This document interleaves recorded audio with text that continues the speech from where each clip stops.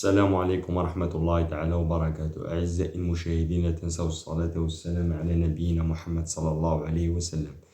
ومن في هذا الفيديو راح نقدم لكم آخر أخبار المنتخب الوطني الجزائري قبل كأس العالم. ما تنسوش خوتنا، إذا عجبكم الفيديو ما تنسوش ديروا لنا جيم وأبوني باه تدعمونا في القناة الجديدة إن شاء الله. ورانا راجعينكم بقوة في نقل أخبار المنتخب الوطني. ننقل لكم الخبر الأول. تصريح تاع إبراهيم مازا، قال: علينا أن نقدم أداء جيد في كأس العالم. ستكون مباراتنا الأولى ضد الأرجنتين في غاية الأهمية. إنهم يستفزوننا كثيرا، لكن يجب أن نحافظ على هدوئنا ونبذل قصارى جهدنا ونلعب بذكاء، ثم نرى ما سيحدث. سنهزم ميسي إن شاء الله. تصريحات اللي دارها إبراهيم مازا كانت قوية جدا. وين هذه التصريحات اللي دارها تبين لك باللي هذا اللاعب عنده ثقة كبيرة في نفسه وماهوش خايف من منتخب الأرجنتين. وانا على بالي باللي مازا كون يدخل أساسية ضد منتخب الأرجنتين يعني راح يقدم مباراة جيدة جدا. أنا نعرف الإمكانيات تاع إبراهيم مازا إذا دخل يلعبه، عنده مراوغات جيدة، يعرف كيفاه يراوغ اللاعبين، عنده يعني تمريرات جيدة للأمام، يعني قادر بتمريرة واحدة يكسر لك الخط تاع الدفاع تاع الأرجنتين كيما راه. قادر بلاعب واحدة كيما إبراهيم مازا قادر تربح به منتخب الأرجنتين كيما راه. يا صح لازم لك مجموعة وذا، بصح قادر لاعب واحد يصنع لك الفارق نورمال.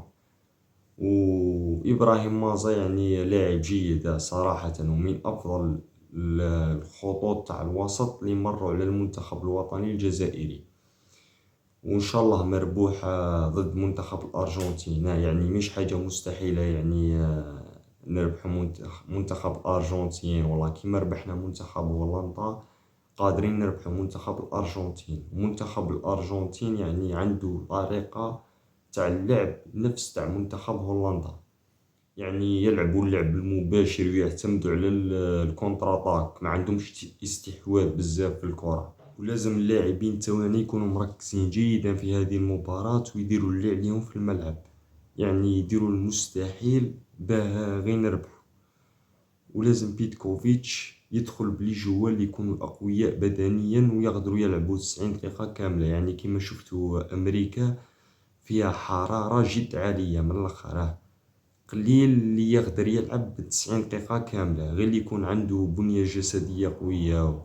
بصح حنا اللاعبين تاوعنا يعني يقدروا يلعبوا 90 دقيقة، يعني حنا موالفين بلافريك، مش كيما تاع لوروب مالفين يلعبوا غير بلوروب، وحنا مالفين نلعبوا في أدغال إفريقيا ونلعبوا في كنا نلعبوا في حرارة عالية ونورمال ثانية. مالفين نلعبوا حنا في لافريك، حنا تاع لافريك من الاخر. وكل التوفيق المنتخب الوطني الجزائري وان شاء الله مربوحة. وانتوما اعطونا التوقعات تاعكم، يعني اسكو نربحوا والله لا واعطونا النتيجة تاع المباراة اللي راح نربحوا بها. وان شاء الله مربوحة المنتخب الوطني الجزائري. ودكا راح نعطي لكم اقوى تشكيلة للمنتخب الوطني الجزائري اللي قادر يدخل بها في كأس العالم. راني نحيت العاطفة في ذي التشكيلة وكذا، راح ندخل شغل، راح ندير لكم التشكيلة تاع لي جوال اللي يستحقوا يدخلوا شغل تشكيلة قوية هذه من الاخر. راح نبداو لكم بالتشكيلة. في خط الدفاع راح نلعبوا بثلاث مدافعين، يعني حنايا لازمنا نلعبوا بثلاث مدافعين، حنا ماناش تاع تشكيلة تاع 4-3-3 ونلعبوا زوج مدافعين، لازم نلعبوا بثلاث مدافعين. راح ندير لكم التشكيلة تاع 3-5-2 تاع ثلاث مدافعين. يا ريت ولمنا كي نلعبوا حنا بزوج مدافعين راح نديروا اخطاء كارثية في المباراة. في خط الدفاع راح ندير سمير الشرقي وزين الدين بالعيد ورامي بن سبعيني، وعلى الجهة اليمنى يعني راح ندير حاج موسى، وعلى الجهة اليسرى ريان ايت نوري. وفي خط الوسط نبيل بن طالب، إبراهيم مازا، هشام بوداوي. خط الهجوم راح ندير لكم عمورة وأمين قويري. انتم اعطونا رايكم في هذه التشكيلة. وراح ننتقل الآن للموضوع الثالث. لاعب كونال الألماني للفئات الصغرى يصرح بأنه يختار اللاعب المنتخب الجزائري رغم أنه يكسب الجنسية الفرنسية والألمانية. تعود جنسيته الجزائرية من أمه التي تنحدر من أسرة وهرانية. اللاعب اسمه فين شننتن، يعني الاسم تاعو يعني صعيب شوية تنطقو، يعني اسم تاعو بالألمانية. وعمره 18 سنة ومركزه قلب هجوم، يعني يلعب ناف كيما بونجاح. يعني إذا عاد لاعب جيد وكذا يعني لازم نخطفوه من ضكاه. لازم بيتكوفيتش يشوف هذا اللاعب كيف راه يلعب لازم يشوفوا في الملعب كيف راه يلعب، اسكو يلعب مليح، اسكو يوالمو انه يقدر يلعب معنا في المنتخب الوطني ولا لا. وانا اذا عاد لاعب مليح نتمنى انه يجيبوه المنتخب الوطني، يعني لاعب صغير شاب اذا عاد يلعب مليح يعني نورمال كي يجيبوه يلعب في المنتخب الوطني. وإن دعونا ننتقل معكم الى الخبر التالي. أعلن وكيل اللاعب الجزائري أنيس حاج موسى رحيله رسميا عن نادي فينورد بصفقة بلغت 30 مليون يورو، وذلك بعد موسم تألق فيه وترشح خلاله بوصفه أحد أبرز المواهب الصاعدة في أوروبا وخليفة لرياض محرز في المنتخب الجزائري. وجهته الجديدة لم تكشف بعد، غير أن الإعلان فيها متوقع قريبا قبل انطلاق كأس العالم، وسط تقارير عن اهتمام أندية كبرى كدورتموند ومارسيليا وليفربول. ونتمنى أنه اللاعب حاج موسى يروح يلعب في نادي كبير، ونتمنى أنه يشريوه نادي كبير، لأنه هذا اللاعب يستحق أن يلعب في المستوى العالي بكل صراحة.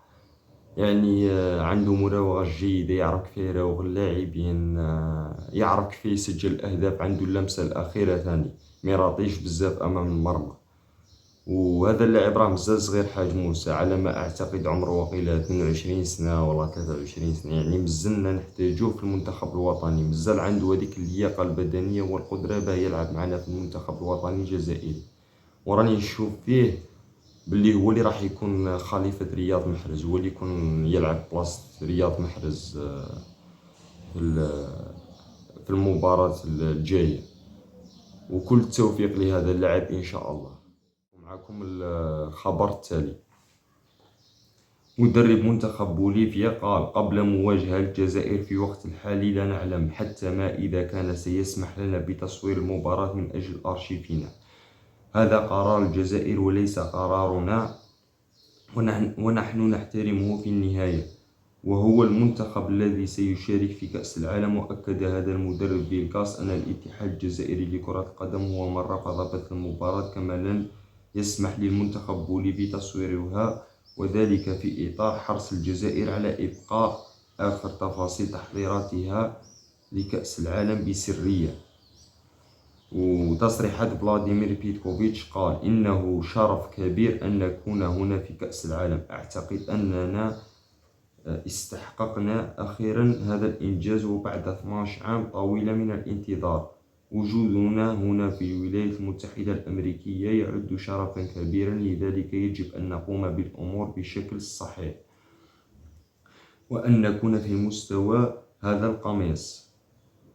تأهلنا إلى كأس العالم عن جدارة واستحقاق، وأتمنى أن نظهر بصورة مشرفة وتقديم أفضل ما لدينا مع مواصلة النتائج والمستويات الإيجابية التي حققناها في الفترة الأخيرة. أنا عندي ثقة كبيرة في المدرب بيتكوفيتش، مدرب جيد وعنده قراءة جيدة ما بين الشوطين، يعني يعرف يقرأ طريقة تاع اللعب تاع الخصم مليح، وما يخافش من المنتخبات الكبيرة مثل هولندا اللي لعبنا ضدها. والله راكم شفتوا كي لعبنا ضد منتخب هولندا ما لعبناش بخطة دفاعية ولا تكتلنا كثير في الدفاع، بالعكس لعبنا بخطة هجومية. وين شفنا اللاعبين تاوعنا كانوا يطلعوا يهاجموا، كانت عندنا عدة فرص في الهجوم وشكلنا خطر كبير على منتخب هولندا في الهجوم.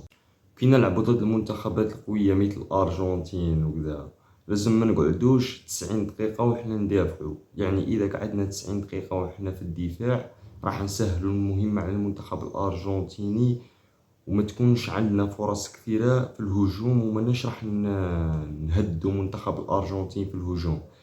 بصح بالعكس كي تلعب بخطة هجومية راح تكون عندك يعني فرص كثيرة في الهجوم، ومن تلك الفرص قادر حتى تسجل على منتخب الأرجنتين.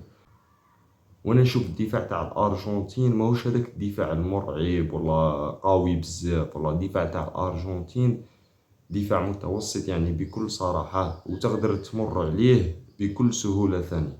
وكل التوفيق للمنتخب الوطني الجزائري في كأس العالم إن شاء الله، وكل التوفيق لبيتروفيتش.